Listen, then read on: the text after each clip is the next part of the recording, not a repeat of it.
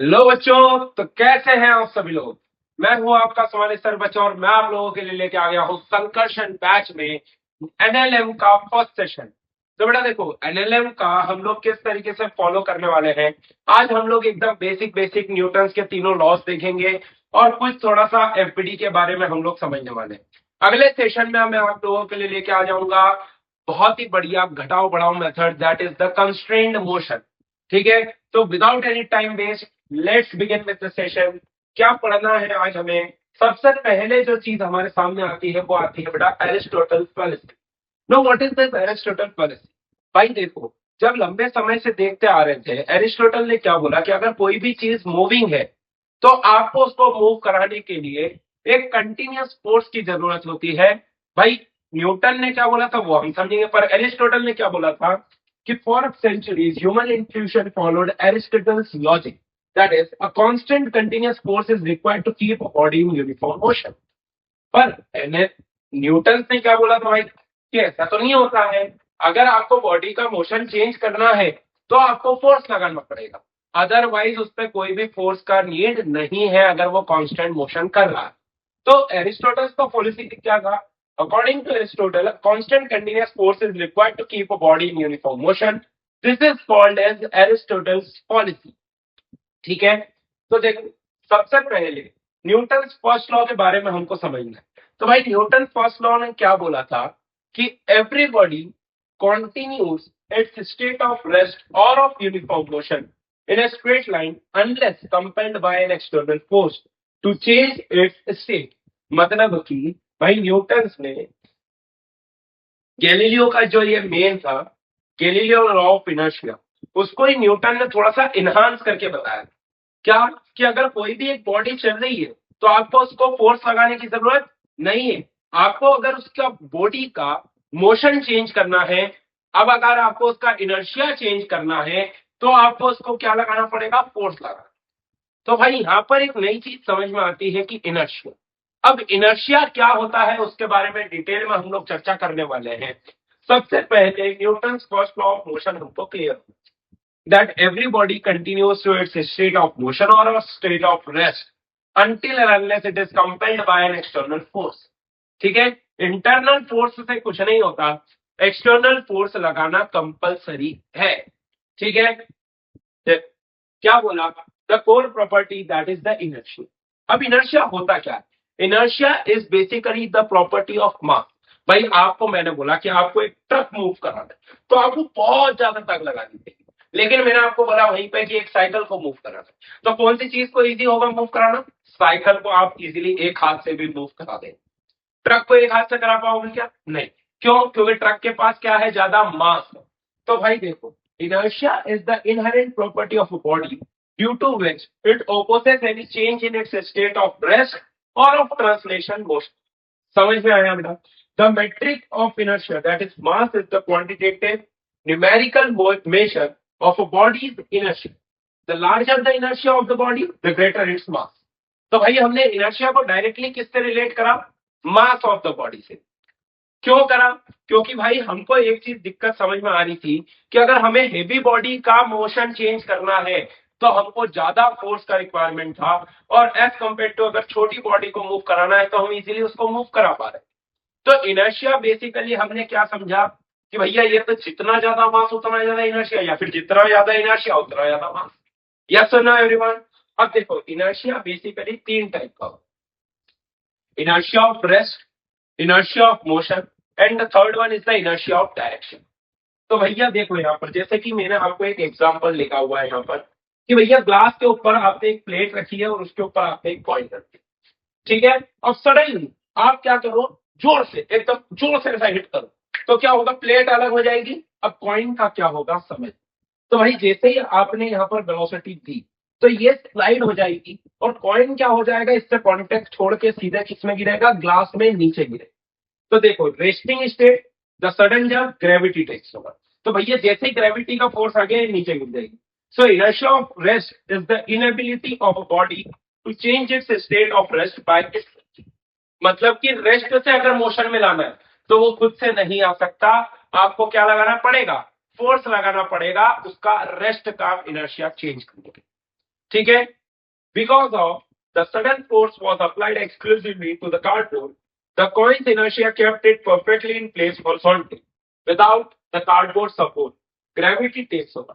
क्योंकि भैया देखो ये कार्डबोर्ड ने उसको नीचे से सपोर्ट दे रखा होगा, इसलिए तो पॉइंट नहीं गिर रहा था। पर जैसे ही कार्डबोर्ड हट गया, क्या मैं ठहरा रहा जमीन चलने लगी? हाँ, अरे मैं ठहरा रहा जमीन चलने लगी। वही हुआ है इसके साथ। कॉइन कहना चाह रहा है कि मैं तो यहीं रुका हुआ था, भाई नीचे की जमीन खसक गई तो अब मेरे को नीचे ही जाना पड़ेगा ना। Are you getting my point? Yes और नो? तो ये सिंपल सी बात थी इनर्शिया ऑफ रेस्ट के बारे में। सिमिलरली इनर्शिया ऑफ मोशन अगर हम क्या बोलेंगे कि जैसे मान लो एक ट्रक चल रहा है, ट्रक को रोकना ज्यादा मुश्किल है। बोलो यार, अगर आपको किसी भी चीज का डायरेक्शन भी चेंज करना है तो आपको क्या लगाना पड़ेगा? फोर्स लगा। तो भाई यहां पर से देखो टाइप्स ऑफ फिजिकल क्वांटिटी। तो फिजिकल क्वांटिटीज आपके पास कैसी होती है? देखो, स्केलर, देन वेक्टर, भाई ये मैं आपको ऑलरेडी पढ़ा चुका हूँ, एंड देन होती है टेंसर। भाई स्केलर हमने समझ लिया, वेक्टर हमने समझ लिया, टेंसर हमने समझ लिया। अब इसमें जो हमको समझना है नीचे, वो क्या समझना है? फोर्स। तो फोर्स कैसी क्वांटिटी होती है? Vector quantity. अब फोर्स को आपने बेसिक डेफिनेशन समझा? देखो, क्या आपने फोर्स का बेसिक डेफिनेशन समझा? तो भैया force is a vector quantity, it is having magnitude, it is having direction, and it is having follow law of vector algebra. Force को आप डिफाइन कैसे करते हो? Force is basically a push और अ पुल। ठीक है, आपने जो पुश और पुल कर रहे हैं, तो भाई आपने क्या लगा रहे हैं? फोर्स लगा रहे हैं। तो यहां पर ध्यान से देखो कि फोर्स को हमने क्या बोला है? अ पुश और पुल दैट चेंजेस और tends to change the state of motion. State of motion defined by the velocity. मतलब अगर मान लो अभी जीरो वेलोसिटी पे, अगर वेलोसिटी चेंज करना है तो क्या आपको फोर्स लगाना पड़ेगा? कांस्टेंट वेलोसिटी से चल रहा है, आपको उसकी वेलोसिटी बढ़ानी है तो क्या आपको फोर्स लगाना पड़ेगा? यस सर, क्योंकि आपने उसके मोशन को चेंज। समझ में आया बेटा? तो यहां पर से आप देखेंगे example, at rest moving with constant speed in same direction, moving with constant speed but changing direction. ठीक है, तो ऐसा यूनिट ऑफ फोर्स जो आती है वो आपको पास कितनी आती है बेटा? न्यूटन केजी मीटर पर second square. CGS unit is डायन। भाई मैं डायन को डायन पढ़ता हूँ, कोई बड़ी बात नहीं है उसमें। ठीक है, dyne, and 1 newton is equal to 10⁵ dyne. ठीक है, समझ में आता है बेटा? कोई इसमें बड़ी बात नहीं है। अब देखो fundamental forces in nature. So basically there are four fundamental forces in nature. That is, first one is the gravitational force. This is weak kind of force. Strong nuclear force जो कि न्यूक्लियस के अंदर होता है। Electromagnetic force, मतलब कि charges के बीच में जो फोर्सेस होते हैं और जो मैग्नेट के कारण फोर्स आ रहे हैं, मैग्नेटिज्म में जो फोर्सेस पढ़ते हैं हम लोग, इनको हम कहते हैं electromagnetic in nature, very minute but strong. ठीक है, बट इससे वीक होता है। देन फंडामेंटल फोर्सेस में एक और आता है, that is the weak nuclear forces. तो न्यूक्लियस में दो टाइप के फोर्स होते हैं, strong nuclear forces and the weak nuclear forces. ये ज्यादा स्ट्रॉन्ग होते हैं, ये उससे थोड़ा कम, और ग्रेविटेशन सबसे। समझ में आया बेटा? तो ये बेसिक बेसिक चीज है। अब देखो gravitational force acting on a body. अब देखो एक बॉडी के ऊपर ये अर्थ ने एक फोर्स लगाया होगा, और सेम बॉडी ने भी तो अर्थ के ऊपर एक फोर्स लगाया होगा। Yes no everyone? तो यहाँ पर से आप देखो ध्यान से जरा, जो बॉडी के ऊपर अर्थ ने फोर्स लगाया होगा उसको हम ऐसा लिखते हैं Gm1m2/r²। ऑलरेडी बता चुका हूं मैं। ठीक है, तो जी की वैल्यू जो आती है वो 9.8 मीटर पर सेकेंड आती है।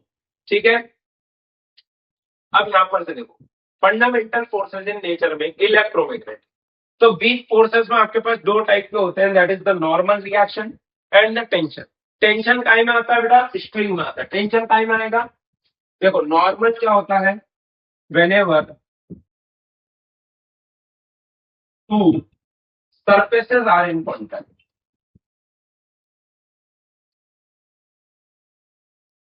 तब जो फोर्स आता है उसको हम क्या कहते हैं? Normal force. और दूसरा कौन सा होता है बेटा? स्ट्रिंग। टेंशन जो आता है वो काय में आता है? स्ट्रिंग में आता है। स्ट्रिंग बोले तो रस्सी।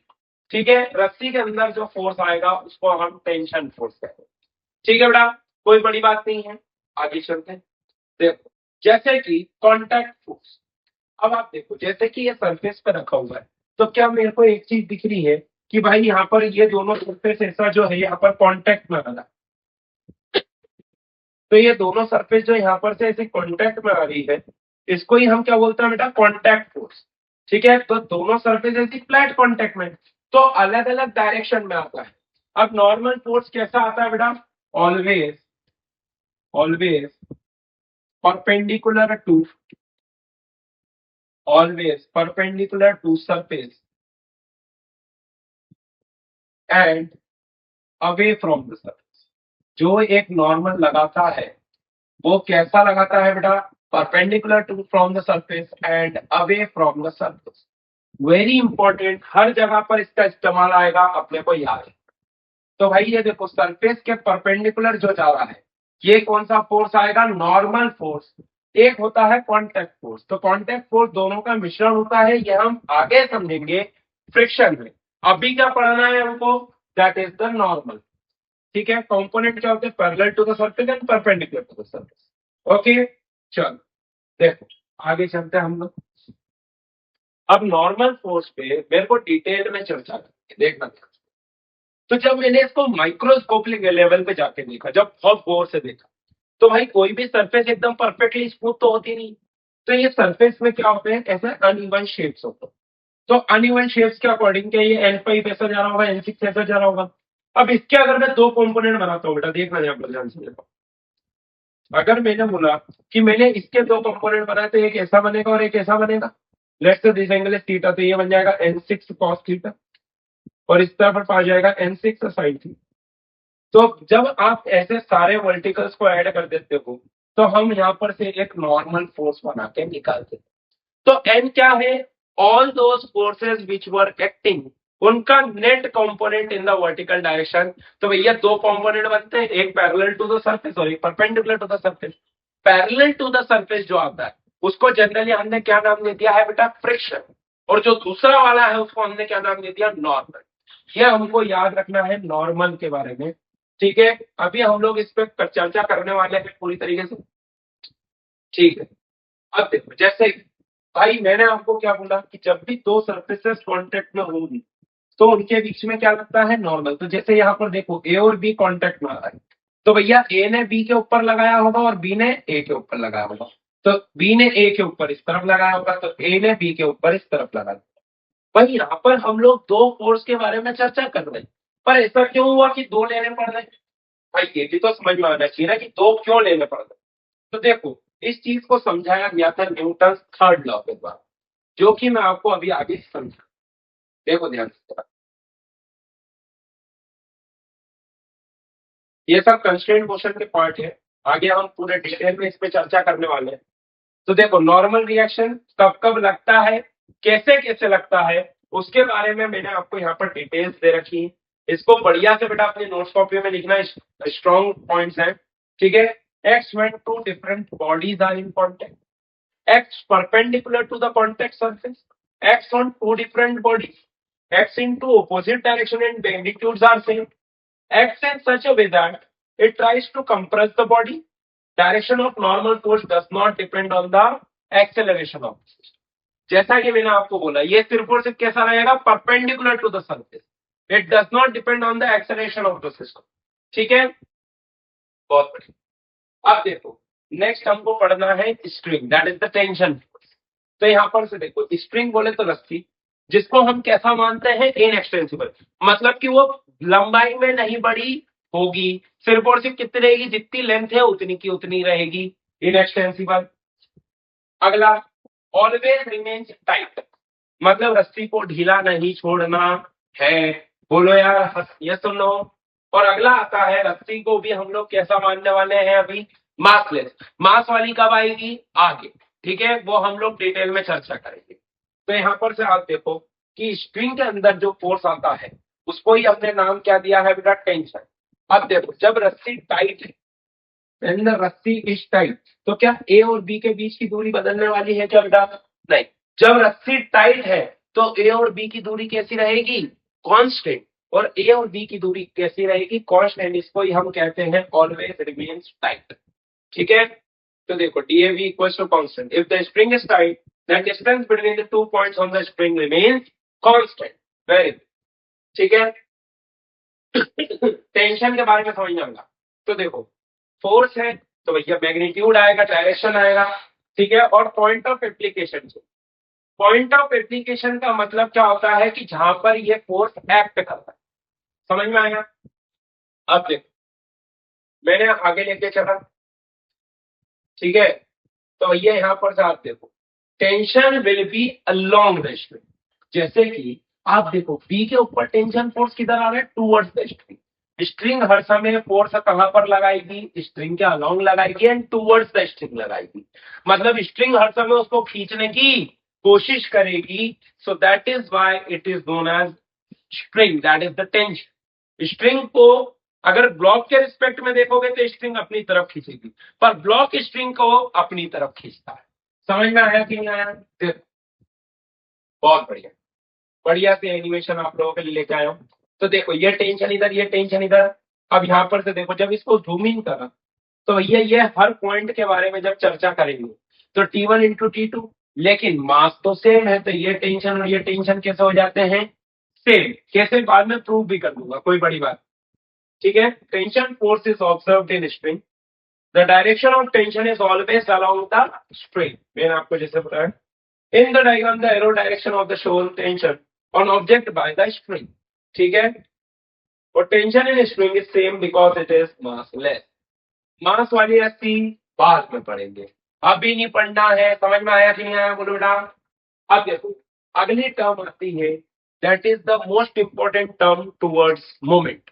एनएलएम पढ़ने के लिए सबसे ज्यादा इंपॉर्टेंट टर्म जो आती है वो आती है मोमेंट। अभी ये मत सोचना कि सर आप तो थ्योरी थ्योरी पढ़ाए जा रहे हैं, तो भैया थ्योरी पढ़ना जरूरी है।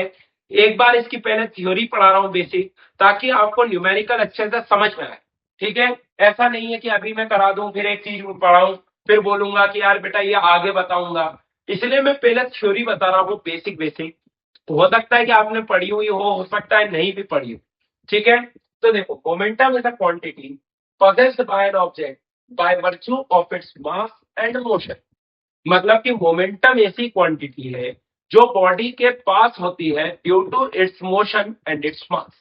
तो भैया मोमेंटम का फॉर्मूला क्या होता है, mass into velocity, and it is a vector quantity, ठीक है। तो बेटा देखो vectorially it is written by P vector is equal to mass into में velocity vector.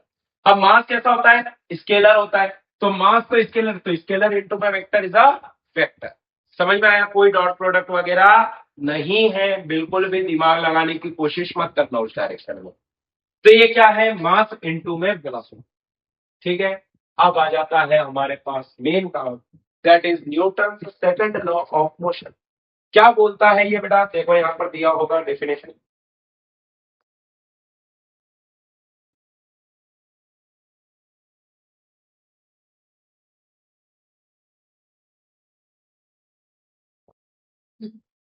The rate of change of momentum of an object is directly proportional to the net external force and in the direction of the net force, ठीक है।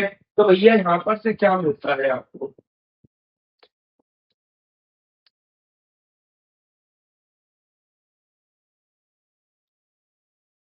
ये होगा देखो in most of the cases that we deal in the caption mass is constant। अब सुनना बेटा actual में तो मैंने क्या लिखा, momentum is equal to M, ठीक है।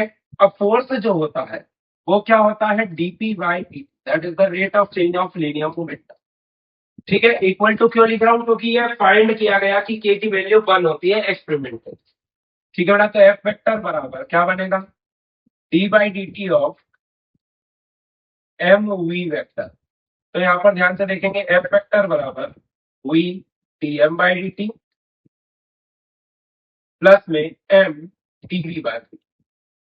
क्लियर बेटा, simply I can write like this. अब मेरे को एक बात बताओ, मास अगर कांस्टेंट है तो क्या DM by D T zero मिला है, तो यहां पर से देखो एफ वेक्टर क्या बन जाएगा बेटा, M D V vector by D T. अरे क्या D V by D T M A होता है, तो भैया एफ वेक्टर बराबर देखो क्या बना, mass into acceleration. This is Newton second law, बहुत ही इंपॉर्टेंट है, बहुत अच्छे से समझना है। आपके स्कूल एग्जाम में भी आएगा, बोर्ड वाले सब ध्यान से देखेंगे। तो फोर्स इज इक्वल टू क्या बनता है, मास, ठीक है, फोर्स इज इक्वल टू क्या बनता है, मास। बहुत बढ़िया, आगे देखो। तो देखो अब अपने को देखना है न्यूटन थर्ड लॉ। तो न्यूटन के थर्ड लॉ ने क्या बोला था, every action has an equal and opposite reaction. क्या होता है, every action has an equal and opposite reaction. तो भाई ये जैसे देखो, जैसे कि एम जी और एन, क्या ये दोनों एक्शन रिएक्शन है। तो भैया सबसे बड़ा मिथ मैं क्लियर कर दूं, ये छोटी क्लासेस में बहुत ही गंदे तरीके से पढ़ा देते हैं कि एन और एम जी आपस में एक दूसरे के क्या है, एक्शन रिएक्शन पेयर। ऐसा नहीं होता, क्योंकि न्यूटन के थर्ड लॉ ने क्या बोला था, every action and their its reaction must not act on the same body. Normal force gravitation force क्या एक्शन रिएक्शन पेयर है, तो आपको याद रखना है नो। क्यों, क्योंकि every action has an equal and opposite reaction but they act on the different body. देखो जैसे कि ये ब्लॉक रखा हुआ था कहां पर, अर्थ की सरफेस। तो भाई अर्थ ने इस पे एमजी लगाया, तो इसने अर्थ पे एमजी लगाया। समझ में आ रहा है कि नहीं आ रहा। अब ये टेबल पे रखा था, तो टेबल ने इस पे नॉर्मल लगाया, तो इसने टेबल पे नॉर्मल लगाया। आया नहीं आया, बोलो रे भाई, सही बात है। गजब, देखो जरा।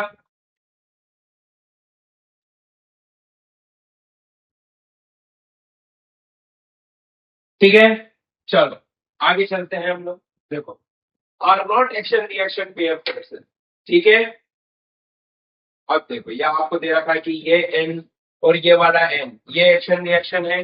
ये एम जी और ये वाला जो एम जी लग रहा है ना इधर, ये देखो मून के ऊपर, अर्थ के ऊपर, तो ये एम जी कैसे है, एक्शन रिएक्शन फोर्स। ठीक है, बहुत बढ़िया। सो देखो यहाँ पर ध्यान से देखो बंदा, आपने देखा होगा कि टैंक जैसे ही फायर करता है, तो टैंक ऐसे पीछे की तरफ गिरता है। तो भाई टैंक ने जब यहां पर से फायर करा, ये देखो ध्यान से, समझ में आया कि नहीं, फिर से एक बार देखो। ठीक है, सभी लोग देखो एनिमेशन को बढ़िया से ध्यान से जल्दी से। ये देखो गोला निकलने वाला है।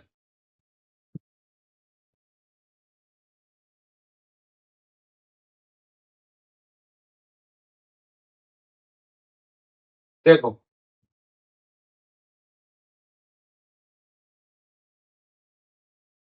ये निकला, तो ये थोड़ा सा पीछे गया, तो ये जो थोड़ा सा पीछे आया, तो भाई इसने जो फेंका था वो एक्शन है, जो इस पे लगा वो क्या है, रिएक्शन। बोलो यार, आया नहीं आया। ऐसे ही अगला, भाई ये रॉकेट प्रोपल्शन, ये भी जो होता है ये एक्शन रिएक्शन के ऊपर बेस्ड है।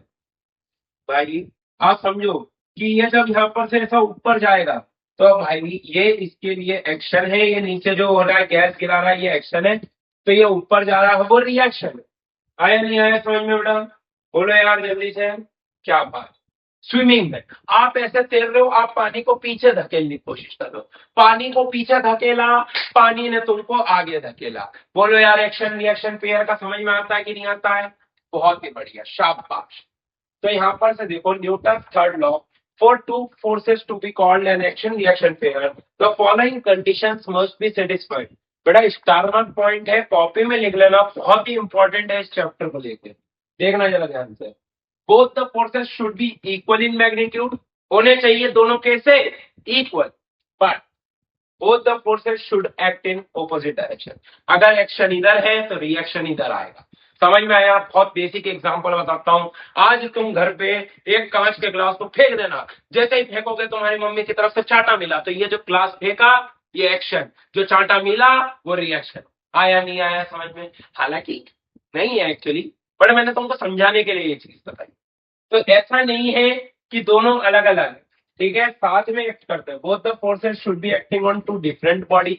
ऐसा नहीं होगा कि सेम बॉडी पे ही एक्ट करेगा। अरे बोलो यार, जैसे तुमने दीवार पे मुक्का मारा, तो भैया तुमको भी लगी और दीवार को भी लगी। समझ में आया कि नहीं आया, तो दोनों अलग अलग बॉडी पे रखते हैं।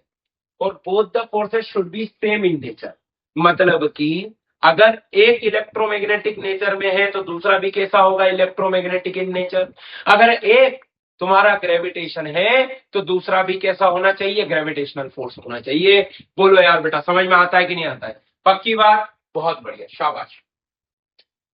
तो देखो न्यूटन थर्ड लॉ के बारे में और भी कुछ बात है। For the two forces physical contact of the two bodies is necessary और नो। अब इसका आंसर एक बार सोच के देखना और कमेंट करके बताना यस सुन लो, जल्दी से सोचो।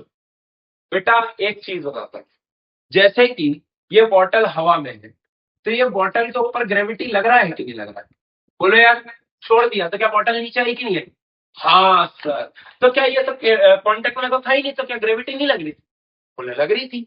अरे यार ये तो अर्थ पे नहीं रखा हुआ है ना भाई, अभी तो ये मेरे हाथ में है। अर्थ के कांटेक्ट में है क्या? नहीं। तो मेरे इसमें यहाँ पर से छोड़ा तो क्या ग्रेविटी लगी? तभी तो नीचे आई बॉटल। और अगर ग्रेविटी लग गई तो क्या कांटेक्ट होना जरूरी था? नहीं था। बेटा तुम ध्यान से समझो कि अगर मैं ये बॉटल के बारे में सोचता हूँ, देखो मैं तुमको समझाता हूँ, ये अर्थ है, ये इसके सामने ये जरा सी बॉटल है। तो भैया बॉटल के ऊपर अर्थ ने लगाया ग्रेविटी नीचे की तरफ, तो भैया ये बॉटल भी लगाएगी अर्थ के ऊपर mg ऊपर की तरफ। आया नहीं आया? तो भैया एक्शन रिएक्शन पेयर होने के लिए कांटेक्ट होना जरूरी नहीं है, ये याद रखना। बहुत ही अनिवार्य है। बहुत ही बढ़िया। बोले सर बढ़िया से समझाया, मजा गया। समझ में आया कि नहीं? देखो जैसे कि अर्थ और सन के बीच में ग्रेविटेशनल फोर्स अगर है, अर्थ ने इसको खींचा, सन ने उसको खींचा, बहुत ही शाबाश। मजा आ जाता है हमको। बोले सर बढ़िया एनिमेशन से पढ़ाते हो, अच्छी बात है बेटा। तो यहाँ पर से देखो ये नोट वाला पॉइंट आपको लिख लेना है कॉपी में। For action reaction pair forces acting on two different bodies, physical contact of the two bodies is not necessary, they may और may not be in contact. आया समझ में बेटा? बहुत बढ़िया। अब हमको थोड़ा सा डिटेल में बात करना है कॉन्टैक्ट फोर्स के बारे में। ठीक है, एक्शन रिएक्शन पेयर के बारे में। तो ये होते कैसा है बेटा? साइमल्टेनियसली, जैसे ही नॉर्मल लगा वैसे ही इस बॉडी पे भी नॉर्मल आ जाएगा। अगला पॉइंट, ऑपोजिट इन डायरेक्शन। देखो ऊपर वाला ऊपर जा रहा है, नीचे वाला नीचे आ रहा है, डायरेक्शन एनिमेशन देखो आप, act along the same line. देखो ये रेड लाइन के अलोंग सेम एक्ट कर रहे हैं। अगला पॉइंट, डिफरेंट ऑब्जेक्ट्स। तो देखो एक बॉल के ऊपर लग रहा है और एक नीचे वाले ब्लॉक के ऊपर लग रहा है। अगला, equal magnitude and same in nature. तो देखो ऊपर वाला भी इलेक्ट्रोमैग्नेटिक है क्योंकि नॉर्मल है, और नीचे वाला भी कैसा है? इलेक्ट्रोमैग्नेटिक है। बहुत ही बढ़िया, शानदार। समझ में आया कि नहीं? देखो मैग्नीट्यूड दिखाने के लिए उन्होंने वेक्टर को यूज करा है। तो देखो ये स्केल से नाप के बता रहे हैं कि भैया ऊपर भी बराबर है, नीचे भी उतना ही आएगा। ये देखो समझ में आया? नीचे भी उतना ही आ रहा है, मतलब कि ये दोनों कैसे होंगे? Same in magnitude same in nature. Clear होता है? बहुत बढ़िया। अब देखो यहाँ पर एक चीज नहीं है, वो चीज मैं आपको बता देता हूँ, एनिमेशंस में नहीं है। एक चीज बतानी है और उसके बाद में ये क्वेश्चन के साथ में सेशन को एंड कर। ठीक है, that is the main concept about this is FBT। ठीक है बेटा, सभी लोग अच्छे से याद रखेंगे व्हाट इज FBT। ठीक है, रुको नेक्स्ट पेज ले लेता हूँ। FBT, तो FBT क्या बोलता है? इसको बोलते हैं free body diagram. This is the main thing in the NLM।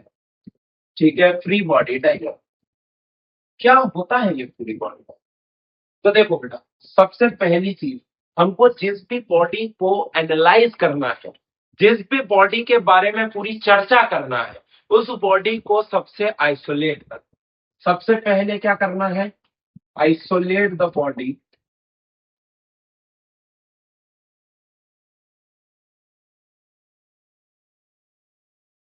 ठीक है, second, very important point, double triple star mark जितने लगाना हो लगा लो। Draw the forces, draw the forces which are acting on the body।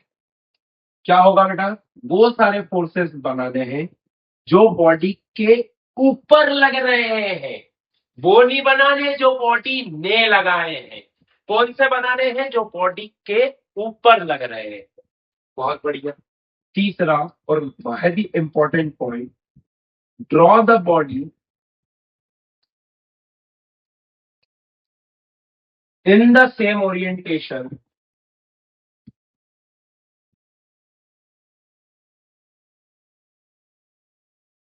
As given as given in question और diagram whatsoever it is. ठीक है, जैसा इंडिकेट किया हो वैसे ही बनाना है। इसको बेटा लिख लो, स्टार मार्क कर लो, बहुत ही ज्यादा इंपॉर्टेंट कॉन्सेप्ट है। अगर आपने एनएलएम में एफपीडी बना लिया तो आपके लिए क्वेश्चन आसान हो जाएगा, बहुत ही ज्यादा आसान। समझ में आया बेटा? बहुत ही इंपॉर्टेंट पॉइंट है, सभी लोग लिख लेंगे, मैं साइड हो गया हूं। चल अब देखो, हमको तो ये क्वेश्चन करना था, find the tension on both the string in the given situation. तो भैया देखो, अभी अभी मैंने आपको क्या पढ़ाया कि भैया F is equal to M. तो क्या एक्सेलरेशन जीरो, तो क्या मैं बोल सकता हूँ net force equal to zero? और बढ़िया, इस बॉडी का एफ बी डी बनना है। ठीक है, इस बॉडी का एफ डी बनना है। अब ये बॉडी के ऊपर क्या, एक तो भगवान का दिया हुआ एम जी लग रहा है। बोलो यार बेटा, हाँ कि ना? अब मैंने बोला कि मान लो यानी स्ट्रिंग का टेंशन ले लो T1 और यानी स्ट्रिंग का टेंशन ले लो T। तो भैया यहाँ पर से आप देखो, ये आ गया T1 और यहाँ पर से ये आ गया T2। दोनों जो है 37 डिग्री के एंगल पे है। अब देखो, जब जब आपको ऐसा दिया हो तो सबसे पहले तो इसको दो कंपोनेंट में तोड़ लो। ये हो जाएगा T1 sin 37 और इस तरफ आ जाएगा T1 cos 37। Yes sir no बेटा? Very easy. अब सिमिलरली मैंने बोला कि भैया आप इसके भी दो कंपोनेंट करें। यह हो जाएगा T2 sin 37 और इस तरफ आ जाएगा T2 cos 37। ठीक है, अब भाई आप समझना ध्यान से, क्या एक्स में बॉडी का कोई एक्सेलरेशन है? नहीं। तो भैया हमने बोला summation of F X is equal to 0। तो हमारे पास क्या बनेगा, T1 sin 37 minus T2 sin 37 that is equal to 0। तो यहाँ पर से आप देखेंगे T1 बराबर क्या आ रहा है, T2। बहुत ही बढ़िया, T1 बराबर क्या आ रहा है, T2। अब मैंने बोला summation of vertical F I बराबर 0। क्यों एफ आई बराबर 0? क्योंकि भाई वाई में भी कोई मोशन नहीं है। तो यहाँ पर से आप देखो क्या लिखेंगे, T1 cos 37 प्लस में T2 cos 37 बराबर net downward that is M. आया नहीं आया बेटा? बोले यार सिंपल चीज है। अब यहाँ पर से देखो T1 और T2 तो कैसे हैं, बराबर। तो ये बन जाएगा 2T1 cos 37 बराबर हो गया एम। तो ये हो गया 2T1 cos 37 मतलब कि 4/5 बराबर हो गया बेटा एम। तो यहाँ पर से आप देखो T1 बराबर कितना आ रहा है बेटा, 5 mg/8। कितना आ रहा है T1, 5 mg/8। और T2 भी कितना आ जाएगा, 5 mg/8। क्या हमने सॉल्व करके निकाल लिया? बोले यार बेटा, ये जो आपने डायग्राम बनाया है इसी को बोला जाता है क्या, एफपीटी। क्योंकि एफपीटी आपका काम आसान कर देगा। ठीक है बेटा, बहुत ही बढ़िया तरीके से इसको समझो और इसको अपनी कॉपी में लिखो। ये बहुत ही अच्छी चीज है बेटा। ठीक है, आने वाले क्वेश्चन हम इस पे ही करेंगे मेजरली।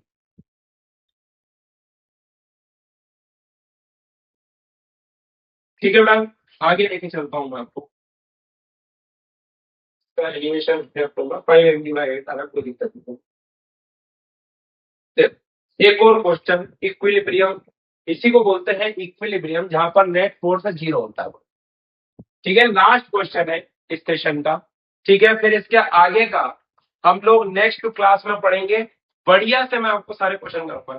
चलो थोड़ा और ही करा देता हूँ आज। देखो, find the tension on both the string in the given situation. तो देखो नेट फोर्स तो 0 है, हमको ये चीज तो क्लियर हो कि एफ नेट बराबर 0 आ रहा भाई। तो एक्स वाई जो दोनों डायरेक्शन होती है उनमें नेट फोर्स को 0 कर दो। भाई इधर आ गया ये T1 और इधर आ गया ये T2। बहुत ही बढ़िया, शाबाश। इधर ले लो T1, इधर ले लो T2। ठीक है, नाउ दिस एंगल है 37 डिग्री और नीचे की तरफ क्या आ जाएगा बेटा, एम। बहुत ही बढ़िया, शाबाश। अब मैंने बोला कि भैया इस T2 के दो कंपोनेंट कर दो। एक आ जाएगा T2 sin 37 और इस तरफ आ जाएगा T2 cos 37। ठीक है, अब भैया देखो, क्या हमारे पास एक चीज है कि summation of all the forces in the vertical direction equal to 0। And summation of all the forces in the X direction equal to 0। क्यों? क्योंकि बॉडी कहीं भी हिल नहीं रही है। तो भैया मैं क्या बोलूंगा, net right is equal to net left. तो मैं क्या लिख दूंगा, T1 माइनस T2 साइन 37 बराबर हो गया थी। तो यहाँ पर से आप देखो T1 बराबर कितना रहा, T2 इंटू में साइन 37 मतलब कि 3 बार। बहुत बढ़िया। वर्टिकल में बराबर करो तो क्या बनेगा, T2 cos 37 माइनस mg बराबर हो गया 0। तो यहाँ पर से आप देखेंगे 4T2/5 बराबर हो गया mg। तो भैया T2 की वैल्यू जो आ रही है वो कितनी आ रही है मेरे पास, 5 mg/4। T2 की वैल्यू कितनी आ रही है, 5 mg/4। बहुत बढ़िया, यहाँ पर प्लेस कर दो। T1 बराबर T2 इज 5 mg/4 इंटू में 3/5। तो देखो 5 से 5 को काट दो, आपके पास T1 की वैल्यू कितनी आ जाएगी, 3 mg/4। T1 की वैल्यू कितनी आ गई बेटा, 3 mg/4। T2 की वैल्यू कितनी आ गई बेटा, 5 mg/4। बढ़िया क्वेश्चन है, एक बार जल्दी से लिख लो इसको। चेक करके देखना क्या तुम्हारा आंसर भी यही आ रहा था। एफपीडी सही बनना चाहिए, FPD is the most important case. देखो आगे चलता हूँ, ये देखो यही आया हमारा आंसर, बहुत बढ़िया, शाबाश। एक लास्ट क्वेश्चन, लास्ट, हाँ चलो यही लास्ट करते हैं, फिर इसके बाद बाकी का अगली क्लास में। देखो, a sphere of radius 25 centimeter, mass 1 kg is hung by a string of negligible mass and of length 40 centimeter. Find the tension in the string. आप लोग करके देखिए, पॉज करके, ठीक है बेटा, बनना चाहिए। देखो कैसे, इसका F3 बन, भाई पहले तो मेरे को ये एंगल भी चाहिए रहेगा। मैंने बोला इसको 40 ले लो, ये दिया हुआ है 40, ये एंगल को ले लो। अब आर कितना दिया हुआ है, 25। आर कितना दिया हुआ है बेटा, 25। तो अगर आप ध्यान से देखेंगे ये राइट एंगल ट्राइंगल बन रहा है, ये थीटा है, ये 40 है और ये 25 है। तो यहाँ पर ध्यान से देखिए साइन थीटा बराबर क्या बन रहा है, 25/40। 5 से काटेंगे तो साइन थीटा कितना आ रहा है बेटा, 5/8। साइन थीटा कितना आ रहा है, 5/8। कॉस थीटा कितना बन जाएगा बेटा, 5/8 से ये है, कॉस थीटा कितना बनेगा, √49 39/8। बोले यार बेटा, अब इसका F3 देखो, टेंशन कुछ इस तरीके से जा रहा था T। अब देखो यहाँ पर ध्यान से समझिए, क्या यहाँ पर कांटेक्ट में है दीवार से, और कांटेक्ट में है तो भैया दीवार के कारण क्या आ जाएगा, ये नॉर्मल। बहुत बढ़िया, कांटेक्ट में था तो क्या बना दिया, नॉर्मल। बहुत बढ़िया, वेरी गुड। क्या यहाँ पर से ये एंगल भी थीटा है, तो यहाँ पर से देखो ये बन जाएगा बेटा T cos थीटा, और इस तरफ आ जाएगा बेटा कितना, T sin थीटा। बोलो यार बेटा, और नीचे की तरफ भगवान का दिया हुआ क्या, mg आ जाता। पक्की बात है ना। हमको तो टेंशन निकालना था, क्या इतनी तो जरूरत ही नहीं थी। देखो यहाँ पर ध्यान से जरा, कैसे करेंगे, देख मैंने साइन थीटा निकाला था 25/40, ठीक है। 25/40 मतलब कि 5/8। कॉस थीटा कितना आया, 1 माइनस साइन स्क्वायर थीटा करके अंडर रूट ले लो, ठीक है। तो ये कितना बनेगा, √39/8। बहुत बढ़िया, है ना। और एफबीटी में एक कैसी बनी थी बेटा, देखना ध्यान से जरा। ऊपर की तरफ आ रहा था T cos थीटा, और इस तरफ कितना आ रहा था बेटा, T sin थीटा। नीचे की तरफ आ रहा था mg, और इधर की तरफ आ रहा था नॉर्मल। भाई आपसे नॉर्मल पूछा जा सकता था, नॉर्मल बराबर आ जाएगा T sin थीटा, और नेट अपवर्ड बराबर नेट डाउनवर्ड। तो T cos थीटा बराबर कितना आ गया। अब देख T cos थीटा की वैल्यू डालते हैं, √39/8 बराबर मास कितना देगा, 1 kg, जी की वैल्यू ले लेते हैं, तो ये कितना आ गया 10। तो T बराबर कितना आ रहा है, 80/√36, √39। अब देख √39 जो होता है, भाई एक चीज मैं तेरे को बता दूं, बहुत सिंपल होता है ये। देख √39 निकालना है तेरे को, जिसका भी रूट निकालना हो उसके पास वाला परफेक्ट स्क्वायर रूट। तो भैया देख, इसके पास वाला परफेक्ट स्क्वायर क्या बनेगा तेरे पास, पास वाला परफेक्ट स्क्वायर मान ले ए बन गया, ठीक है। और इसको तू बी ले ले, इसको क्या कंसिडर कर ले, बी। तो भैया यहाँ पर से देख, बहुत ही बढ़िया ट्रिक बता रहा हूं कि अगर इसका अंडर रूट निकालना है तो हम क्या लिखेंगे, ए प्लस बी अपॉन में two root, A plus B upon में टू रूट है। अब ये जो ए है वो क्या है, perfect square, perfect square, nearest perfect square. इस वाले केस में कितना आएगा तेरे पास, 36, 36 प्लस में 39 अपॉन में टू अंडर रूट ऑफ 36। यहाँ पर से देखो, इसको सॉल्व कर लेते बेटा, ये कितना आ जाएगा 45 और ये बन गया 70 बाय 2 इंटू में 6, तो 12 आ रहा है ये, ठीक है।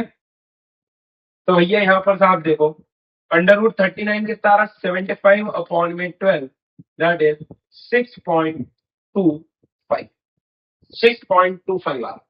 बोले यार 75 बाई 12 कितना आ जाता है, 6.25, ठीक है। बहुत बढ़िया, यहाँ पर से इस्तेमाल कर लो। देखो टेंशन बराबर क्या बनेगा तुम्हारे पास, 80 अपॉन में 6.25, तो टेंशन की वैल्यू लगभग लगभग 12 के आसपास, 12.5, ठीक है। न्यूटन, आंसर आ गया देखो। अरे बोलो, ये यहाँ पर ही है, रुको, ये देखो 12 समझ में आया। That is all from my side in the today session. So thank you everyone बेटा, आई होप कि आपको मजा आया होगा, और मजा आया तो बेटा कमेंट करके जरूर बताना। संकर्षण बैच को फॉलो करते रहिए और चैनल को सब्सक्राइब करना मत भूलना। मिलते हैं अगले लेक्चर में, bye bye everyone, take care, thank you so much.